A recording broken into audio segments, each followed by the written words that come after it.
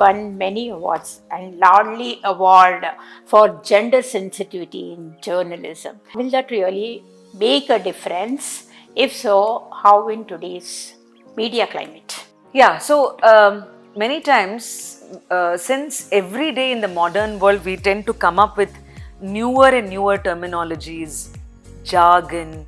Some of it may seem so flaky, Correct. right? And even the way gender might be, people might think that this is too fashionable, feminist, or something like that. I just want to set the ground, and you're giving me this opportunity, Sahana, is that it's not something which is like an app that you have to apply on your journalism. Correct. Or on your storytelling.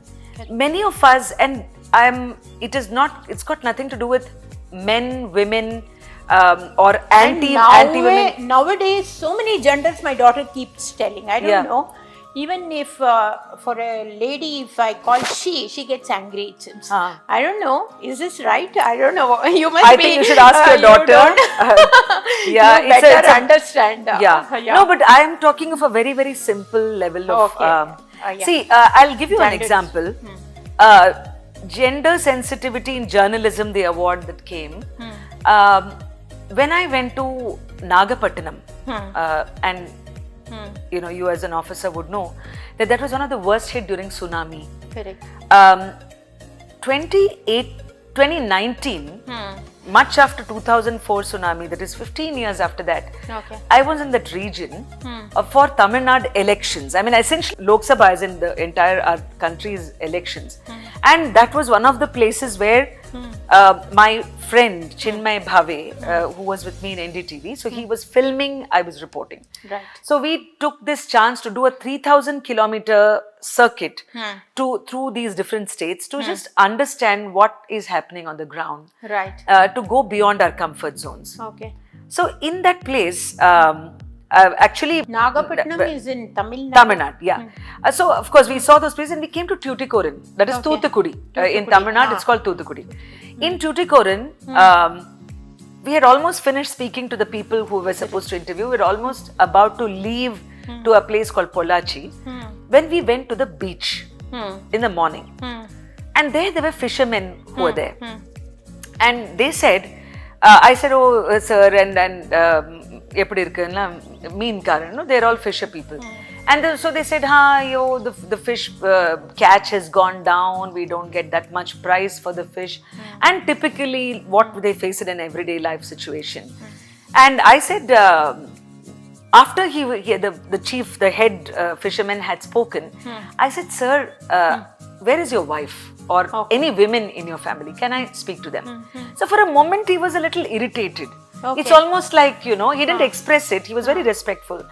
But he said, it's almost like, hello, I have told you all the stories, now what else do you want to ask anybody else? Yes. So then I said, because I didn't see any of the women around in this thing, naturally it was the morning time and the women might have been busy. Then he just signaled to one of the younger guys and said, Madam Archin Popa, like take her to the fishing colony where the women were there in their homes. So then I literally balanced on his Luna like moped and I remember it was a rickety ride and we just went a couple of kilometers into a settlement. And the first thing which I saw outside their housing, wherever they were there, it was called Tsunami Nagar. And for a moment I felt a little, okay, this is because in growing up in, we would spend some years in Chennai and I remember beaches and fisher people having their house. And I said, how come they're in a colony with brick and this thing? So when we went in, the women gave a very different story. Okay. For them, it was like once a tsunami had struck, the government and their rehabilitation efforts had immediately taken them, the thatched huts had almost been washed away by the sea.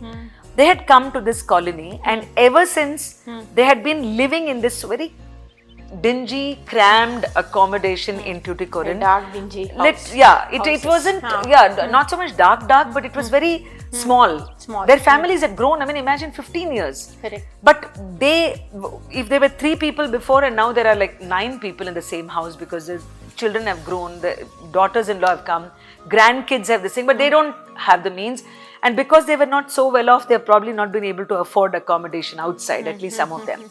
And then one of the daughters-in-law who was pregnant actually spoke to me about the fly ash that was coming from a nearby factory. Okay. Now, Sahana, if I had not spoken to these women To the at women all, Ah. and if I had just made a return after speaking to the gentleman, would my story not have been incomplete? Yes, it would have been incomplete. We would not even have We known. wouldn't have known what is Yeah. the reality there. Yeah. Yes. See, because you and I, thankfully and mercifully, we are in our comfort zones in our cities. This was the only chance or interface for me to know that some of our fellow Indians are living in those circumstances, and for me to be the messenger to the outside world. Outside world. Because no media is going there, nobody is coming to ask them how is your life.